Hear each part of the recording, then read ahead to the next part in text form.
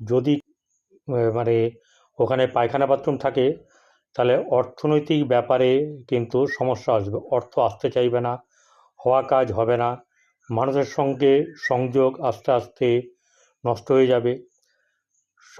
South ইস্টে যদি সিঁড়ি থাকে তাহলে সেই ঘরের ছেলে বরবাদ হয়ে যাবে, এমন কাজ করবে যে ঘরের বা অভিভাবকদের সম্মানহানি হয়ে যাবে, সম্মান নষ্ট হয়ে যাবে। সাউথ ইস্টে যদি জলের ট্যাঙ্ক থাকে তাহলে সেই ঘরের বংশবৃদ্ধি হতে চাইবে না, যদি বা কোনোও তাহলে কিন্তু তারপরে জেনারেশনে বংশবৃদ্ধি হবে না। সাউথ ওয়েস্ট মানে ওয়েস্টে ইস্টের জায়গাটাতে যদি রান্না অগ্নি থাকে তবে গিয়েই ভালো, এবং যদি রান্নাঘর হয় পূর্ব দিকে মুখ রান্না করবেন। নমস্কার।